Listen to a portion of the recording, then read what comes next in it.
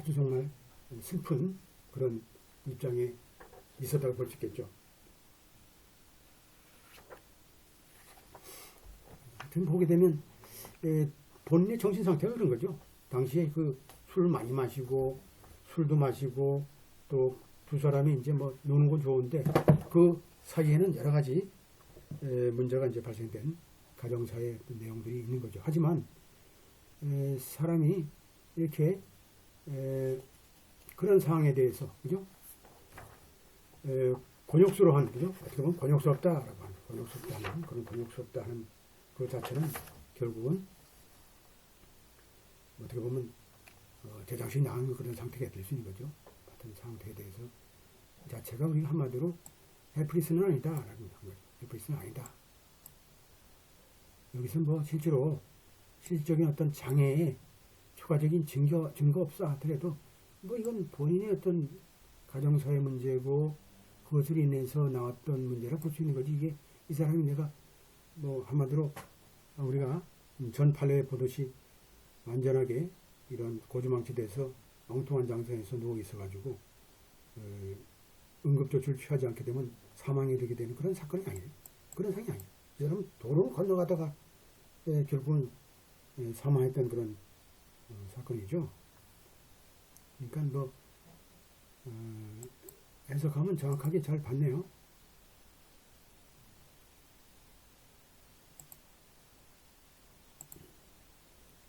자, 비록 박서라는 사람이 그러한 상황에서 자, 이게 무력하다라고 인정할지라도 자, 실제로 뭐 저 자체가 박서를 이제 책임이 졌다라고 하는 그런 상황 속에서 무력한 사람이 할지라도 원고는 자, 뭘 입증할 수 있었느냐? 자, 피고 자체가 그죠? 이런 affirmative action을 통해서 이건 어떤 확정적인 행위를 통해서 실제로 의무가 있었느냐, 그죠? 의무를 수행했느냐, 혹은 박사의 이익을 위해서 우리가 어떤 우리 같은 서비스죠, 어떤 행위 자체를 하려고 했느냐, 라고 우리가 기본적으로 입증을 했어야 된다. 원고가 차라리 입증해야 된다. 한마디로 여기서 보게 되면 through affirmative action은 한마디로 추가적으로 아까 얘기했던 법적으로 추가적으로 그 사람을 구할 의무가 있었느냐라는 그 행위죠. 그게 다 이제 여기서 얘기하는 의무죠. 아까 얘기했던 토마스나 베이타운 케이스하고 똑같은 거죠. 여기서 골퍼가 이제 의무를 이제 이행했죠. 골프장의 베이타운의 이제 직원으로 하여금 그죠? 그죠? 음주한 사람부터 키를 보관했던 이제 직원으로부터 이제 키를 받아가지고 이제 그 토마스한테 키를 주고 그죠? 했던 그런 사건이죠. 이 사건이 있고 그리고 우리가 이제 배웠던 베이타운 이제 코스가 사건이 있고 사전 케이스가 있죠. 프랭클린 2013년도 케이스 보면 피고가 한마디로 기사가 책임이 있다는 얘기죠. 상해에 대해서 1 패선저 그 한마디로 그 불행한 사람이죠. 불행한 그 보행자죠. 어떻게 보면 뭘까요? 컨비니언스 스토어에서 이제 화장실을 사용하기 위해서 이제 차를 내렸는데 계속 차가 이제 지금 엔진이 돌아간 상태에서 어떻게 보면 이제 언락 상태네요. 바퀴가 잠겨있지 않은 상태니까 뭐 결국은 자동차가 좀 움직여가지고 결국은 보행자가 상해에 이르게 된 사건이 당연하게 기사가 책임져야겠죠. 완전하게 시동을 끄더라도 어떻게 사이드를 잠가가지고 바퀴가 안 내려가 해야지. 옆에 지나가는 사람이 그리고 그런 문제 이런 것들이 이제 주의 의무가 있는 거죠. 이런 건 주의 의무가 있고 자 이제 원고에 이제 유리하게 이러한 증거를 우리가 살펴볼 때에도 이 사실로 볼 때는 나타나지 않다는 얘기죠. 이런 법적인 이제 행위죠. 추가적인 보호조치, 구호조치 행위를 통해서 쇼가, 피고 자체가 그런 의무를 수행했느냐. 그리고 실제로 박사의, 피고의, 여기서는 박사죠. 박사는 이제 사망자의, 이제 망자의 원고죠. 원고의 이익을 위해서 그러한 행위를 했어야 되느냐라는 그런 것이 이 사건에는 안 보인다. 그리고 원고의 주장은 우리가 인정하지 않는다. 지금 이제 고등법원에서 인정하지 않는다. 쇼 자체가, 피고 자체가 박사를 책임져야 된다. 책임질 당성이 됐다. 두 사람이 지금 같이 놀기 위해서 직장을 이제 어떻게 보면 끝나고 같이 놀기 위해서 그 사건 당시에 또 어떤 경우에도 그죠? 그 마지막 그죠? 그날 통해서 볼 때도 어느 경우에도 그렇게 했어야 된다는 그런 것도 없어요. 책임져야 될 있었다라는 그런 원고의 주장 자체를 이제 어떻게 보면 일치한 거죠. 고등법원 자체에서 없다. 한마디로 아까 얘기한 대로 우리가 원고 자체가 어떻게 돼요? 자신의 어떤 가정사 때문에 이제 어떻게 보면 울분으로 가정이 파탄나고 하다 보니까 술 한잔 먹고 뭐 혈중 농도는 법적인 혈중 농도는 좀 그 아래지만 참 어떻게 보면 감정을 어떻게 보면 컨트롤하지 못하고 결국은 그냥 본인이 어떻게 보면 자살한 그런 형태라고 볼 수 있겠죠. 그냥 지나가다 그냥 뭐 죽지 않으면 살기로. 그래서 박사가 사실은 법적으로 만취 상태는 아니었다. 그리고 이런 무력한 상태가 아니었다. 라는 것은 이제 정확하게 본 거죠. 고등법원 입장에서 잘 본 거예요. 보고. 따라서 피고 입장에서는 그 의무를 박사에 대한 이익을 위해서 어떤 일을 행해야 될 그 의무가 수행할 수 없었다는 거, 그 당시 전혀 없었다. 그래서 우리가 이 사건 당일로 볼 때 쇼가 뭐 그죠? 운전한 건 인정하지만 쇼의 피고의 그 운전이라는 것은 그러한 쇼에 의해서 박사를 우리가 보호해야 될 그런 확정적인 어떤 의무가 존재한 건 아니라는 거죠. 그건 없었다. 오히려 두 사람이 서로 의기투합해서 뭐 낚시를 갔고 마리나도 방문하고 또 헬스클럽까지 나이트클럽까지 갔고 여기는 다툼이 없고 또 실제로 피고 자체가 박사가 뭐해 어디 가자 언제 가자라는 지시한 적도 없고 또 박사를 책임진다는 어떤 사실도 없고 따라서 원고 자체가 사실상 증거를 제시를 하지 못했기 때문에 일반적인 배심원 입장에서 박사 자체가 무력한 사람이었다. 또 친구였던 쇼 자체가 그죠? 원고의 망자를 책임져서 있었다라는 사실도 우리가 증거도 제시 못했기 때문에 원심법은 판시 내용은 정확하게 올바르다. 한마디로 쇼 자체가 피고 자체가 박사에 대한 어떤 의무가 없었고 쇼에 대한 이런 판결, 지시 판결 내용은 적절했었다라고 이제 원심 판결을 그대로 인정한 그런 사건이라 볼 수 있겠죠. 자, 그리고 여러분들 또 잠깐 또 한 5분 정도 그 다음에 마지막 판례죠. 프랭클린 보드 프로페셔널 컨덕 NPR이 우리가 이제 공부하는 NPR이 그 케이스죠. 여러분들 이제 NPR이는 의무적으로 이제 여러분들이 공부를 별도로 해서 여러분들이 시험에 합격에 대한 그 윤리, 그죠? 법조 뭐 여러분들 뭐예요? 윤리죠. 법조 윤리. 우리 우리나라 같으면. 그래서 뭐 이렇게 어려운 건 아닌데 뭐 이게 한국은 뭐 간단하지만 미국은 또 이렇게 아주 어떻게 보면 복잡할 수도 있어요. 이 문제는 한국은 우리나라는 단순하지만 미국은 이렇게 체계화되어 있고 오랫동안 이것이 가동이 좀 잘 되고 있죠. 이런 것들 보게 되면 주로 이게 보게 되면 프랭클린 루러 프로페셔널 컨덕이죠. NPR이 같은 이런 형태의 해석에 있어서 주로 이 포멀 에틱스 오피니언 있죠. 우리가 이제 어떤 의견들 이런 윤리에 대한 공식적인 의견들이 여기 이렇게 주로 그 4.2에 이제 이렇게 부록으로 나와 있죠.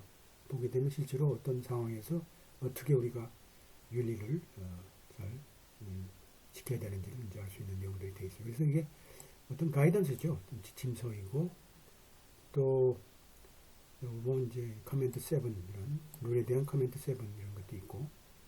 그래서 4.2에 보게 되면 우리가 클라이언트를 우리가 수임함에 있어서 변호사는 그죠? 그 수임과 관련된 내용이죠. 수임과 관련된 내용에 대해서 소통하면 안 된다는 거예요. 소통하면 안 된다. 누구와 소통하면 안 돼요? 변호인이 알기에 이 사람도 같은 문제에 대해서 다른 변호사에 의해서 수임된 사람이라는 것을 알 수 있어서 불구하고 그 사람의 상대방 변호인의 사전 동의 없이 개별적으로 그 사람과 소통하는 것은 금지하게 되어 있죠. 그러니까 어떻게 되냐면 A, B가 있잖아요. A, B가 이제 원고와 피고가 있다 그러면 변호사들이라는 게 이제 로이어 1, 로이어 2라 그러면 이게 되죠. 이 사람은 이렇게 묻고 있고 이 사람이 묻고 있는데 L1이 B를 가지고 B하고 소통하면 안 되겠죠. 이건 L2의 사전 동의를 구해서 승인을 받고 이제 얘기를 해야 되는데 뭐 이런 것들이 결국은 이제 우리 같은 경우는 뭐 그런 것도 없어요. 뭐 그냥 결국 어떻게 보면 전관예우라는 게 있을 수 없죠. 이건 난리 나죠. 그러면 이것들이 결국은 미국의 어떤 윤리적인 체계를 잘 배워야 되겠죠. 이런 것은 개인뿐만 아니라 기관에도 적용이 되는 거고 여기서 커멘트 7이라는 것은 룰 4.2에 대한 커멘트가 있죠. 해설 보게 되면 자 그러한 승인받지 않은 소통, 그죠? 통신, 에이전트나 직원이죠. 기관의 직원이나 대리인과의 어떤 허락되지 않은 그런 소통 자체는 세 가지 상태에서 우리가 금지된다. 금지될 수 있다. 첫째, 두 번째, 세 번째. 어떤 경우에 금지되느냐? 자, 기관의 대리인이나 직원 자체가 그 기관의 변호사를 어떻게 보면 관리하거나 지시하거나 자주 어떤 협의 대상이 있거나 하는 사람 같은 경우는 높은 사람들 아니에요. 변호사를 어떻게 보면 고용도 하고 관리도 하고 그런 사람들은 이런 경우는 뭘까요?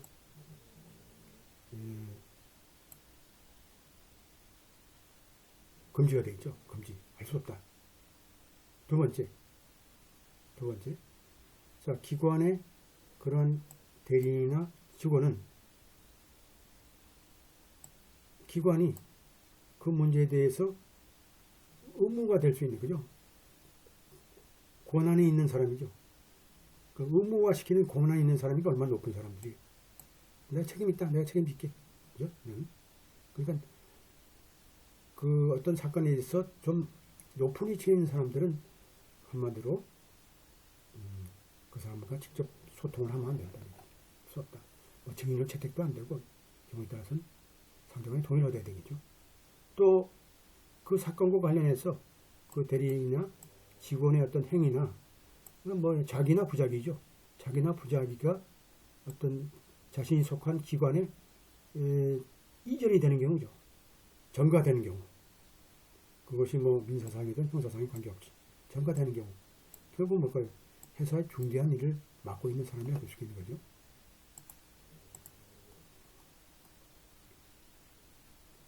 삽니다. 그 다음에 이제 룰 포인트 2에서 보게 되면 뭐 사실 이제 허가받지 않은 소통은 통신은 이제 금지하고 있는 거죠. 어떤 경우 현재 에이전트죠. 커런트 에이전트. 그 다음에 기관의 직원과 중요한 것은 뭘까요? 직원이나 현재의 그런 대리인과의 통신을 우리가 금지하고 있고, 하지만 이제 변호사는 뭘까요? 뭐 커런트 에이전트가 이제 높은 사람들이에요. 현재 높은 사람이죠. 뭐 대리인이니까 뭐 주로 이제 변호인들이 많겠죠. 근데 포머 에이전트는 관계없다는 얘기죠. 포머 에이전트는 우리가 자연스럽게 우리가 연락해서 우리가 사건을 우리가 취재할 수도 있고 조사할 수도 있고, 그 다음에 기관의 어떤 직원들한테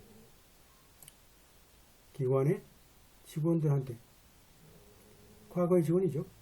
Current Agent and Employee Organization이니까 Current Agent와 Current Employee에 대한 것은 금지하고 있지만, 과거에 우리가 그런 직책에 있는 사람이 하더라도 과거의 어떤 변호사라든지 또 과거에 그 직원에서 그 기관에서 회사에서 나온 사람, 비록 그 당시에 높은 직책이 있다 하더라도 이 사람은 우리가 소통할 수 있겠죠. 상대 기관의 변호인의 동의 없이도, 그죠? 그 문제에 대해서 대리인이나 직원 자체가 행했던 역할과 관계없이 무조건 우리가 할 수 있다.